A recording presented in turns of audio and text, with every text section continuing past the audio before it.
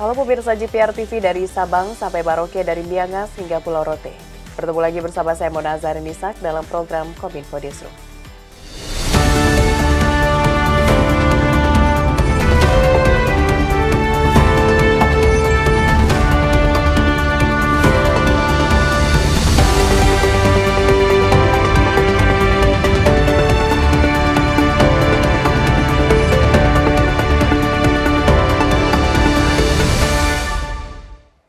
Pemirsa, kita ke informasi pertama. Menko Polhukam Hadi Cahyanto menyebutkan sesuai dari pemantauan dan hasil rapat koordinasi, hingga saat ini secara umum situasi dan kondisi nasional masih relatif kondusif dan aman terkendali. Terkait dengan rencana penetapan hasil pemungutan suara Pilpres 2024, hingga kini masih sesuai dengan rencana yang akan dilakukan pada tanggal 20 Maret 2024.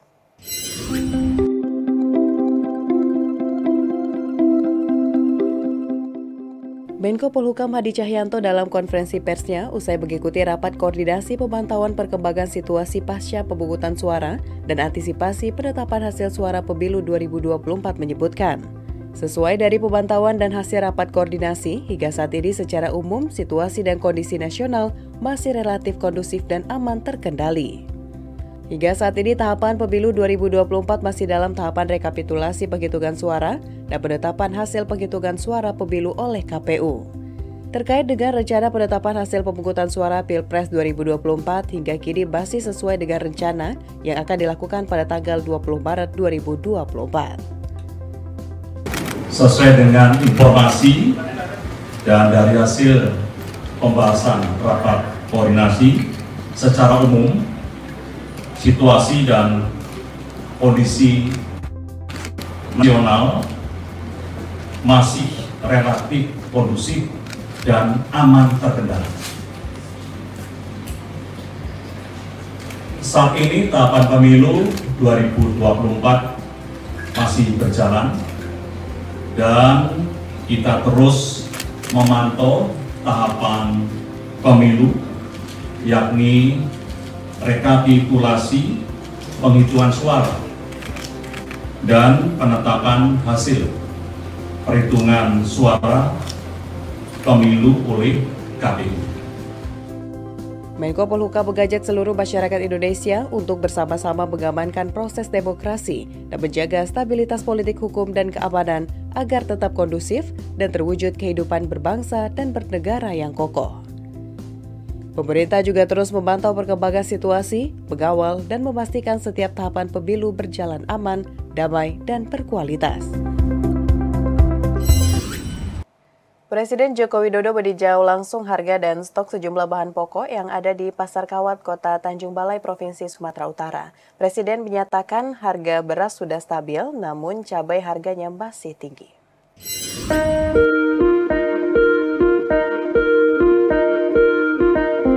Presiden Republik Indonesia Joko Widodo meninjau Pasar Kawat Kota Tanjung Balai, Provinsi Sumatera Utara. Kunjungan tersebut dalam rangka memastikan ketersediaan dan meninjau langsung harga sejumlah bahan pokok. Salah satu fokus utama dari peninjauan tersebut adalah ketersediaan dan harga beras yang menjadi salah satu bahan pokok yang sangat vital bagi masyarakat Indonesia. Menurut Presiden, harga beras di Kota Tanjung Balai, Provinsi Sumatera Utara cukup baik dan stabil, yakni dengan harga Rp57.000 untuk kemasan 5 kg beras SPHP dan beras lokal medium dengan harga Rp12.800 per kilogram.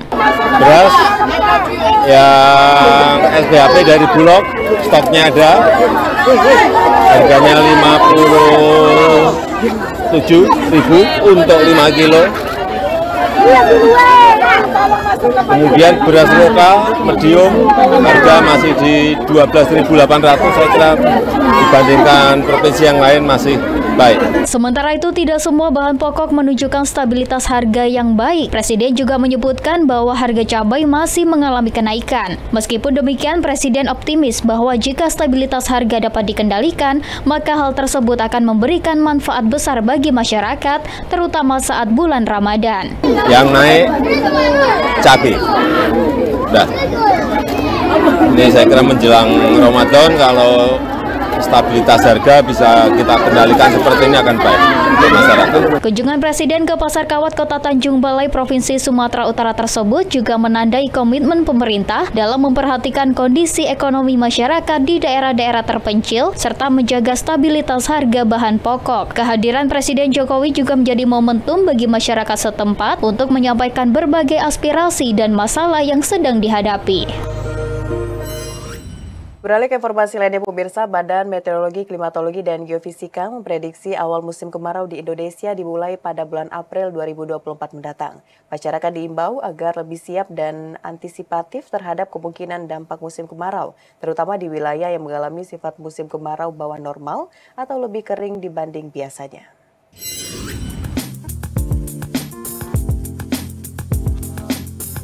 Badan Meteorologi, Klimatologi, dan Geofisika memprediksi awal musim kemarau di Indonesia dimulai pada April 2024 dari wilayah NTT, NTB, Bali, lalu diikuti dengan wilayah Jawa. Kepala BMKG Dwi Korita Karnawati dalam konferensi pers yang menyampaikan bahwa awal musim kemarau itu terjadi seiring dengan aktifnya monsun Australia yang terjadi di bulan keempat dan baru mendominasi hampir seluruh wilayah Indonesia pada bulan Mei hingga Agustus 2024.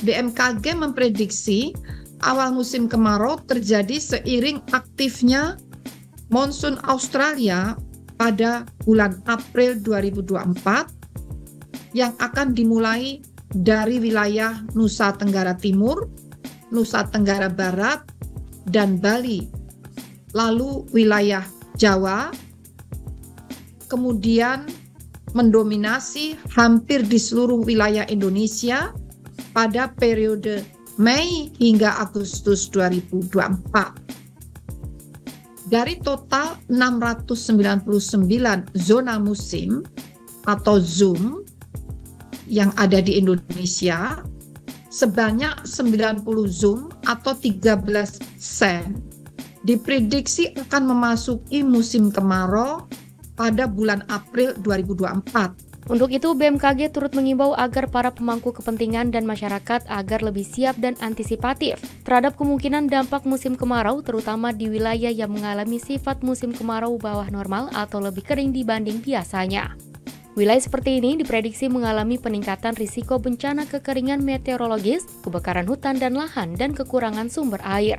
Tindakan antisipatif juga diperlukan di wilayah yang diprediksi mengalami musim kemarau atau normal atau lebih basah dari biasanya. BMKG meminta agar Pemda lebih optimal dalam menyimpan air pada akhir musim hujan ini. Dwi Korita turut menjelaskan bahwa fenomena El Nino yang terjadi di Indonesia diprediksi akan segera menuju netral pada bulan Mei, Juni, Juli 2024. Kemudian diikuti setelah triwulan ketiga yakni Juli, Agustus, September 2024 berpotensi beralih menjadi La Nina lemah. Menteri Pariwisata dan Ekonomi Kreatif Sandiaga Salahuddin Uno memastikan Indonesia siap menggelar konser maupun event berskala internasional. Ia juga menegaskan pihaknya akan menggunakan strategi jemput bola untuk menawarkan event-event berkualitas yang akan digelar di Indonesia.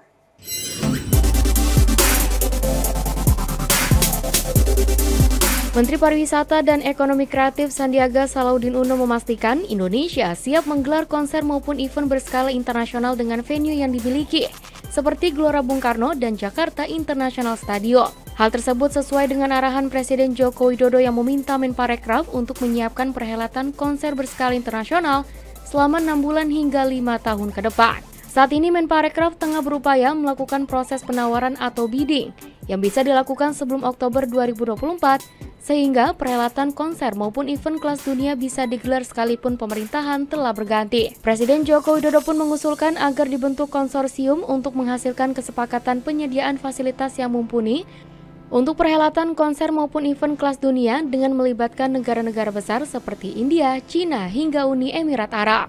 Pemerintah juga sudah menyiapkan dana sebesar 2 triliun rupiah melalui Indonesia Tourism Fund sebagai penyedia dana pendamping dan insentif bagi pelaku pariwisata dan ekonomi kreatif di tanah air.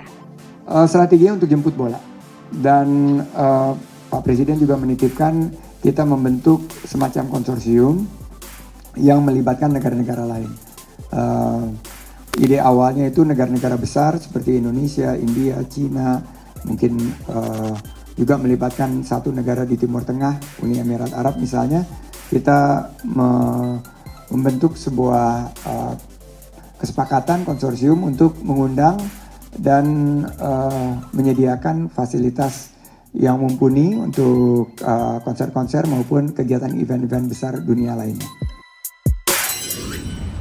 Pemirsa, Bank Indonesia secara resmi meluncurkan program Serambi, Sebarak Rupiah dan Berkah Idul Fitri 2024 dengan menyediakan uang tunai hingga 167,6 triliun rupiah. Kegiatan ini digelar untuk memberikan kemudahan bagi masyarakat dalam menukarkan uang baru dengan menyediakan 4.713 titik penukaran uang di seluruh Indonesia. Bank Indonesia bekerjasama dengan bank-bank nasional menyediakan 4.713 titik penukaran uang untuk kebutuhan Ramadan dan Lebaran 2024 yang tersebar luas di seluruh Indonesia. Direktur Eksekutif Departemen Pengelolaan Uang Bank Indonesia Marlison Hakim mengatakan, penukaran uang yang masuk dalam program Semarak Rupiah Ramadan dan Berkah Idul Fitri 2024 akan diselenggarakan pertanggal 15 Maret hingga 5 April 2024 atau sebelum berlangsungnya libur panjang Idul Fitri 1445 Hijriah. Dalam hal ini, Bank Indonesia akan menyediakan layanan melalui 449 titik penukaran uang, sementara itu perbankan nasional akan menyediakan 4.264 titik penukaran di kantor pusat maupun kantor cabang di seluruh Indonesia. Kegiatan Serambi ini dalam dua hal. Pertama adalah pemenuhan kebutuhan uang kepada perbankan. Dan kami sudah melakukan komitmen dengan perbankan bahwa untuk kebutuhan perbankan, insya Allah akan kami penuhi sesuai dengan kebutuhan perbankan sampai level daerah. Dan nanti perbankan pun akan melakukan layanan penukaran kepada masyarakat. Secara keseluruhan pada libur Lebaran tahun ini, Bank Indonesia menyiapkan uang tunai sebanyak 197,6 triliun rupiah dengan uang pecahan dalam nominal besar sebanyak 172,8 triliun rupiah dan uang pecahan dalam nominal kecil sebesar 24,6 triliun rupiah. Marlison menuturkan nilai tersebut lebih besar dari tahun lalu sebesar 188,8 triliun rupiah, mengingat tren dan asumsi proyeksi kebutuhan uang pada tahun ini mengalami peningkatan, sejalan dengan pertumbuhan ekonomi nasional pada tahun 2024.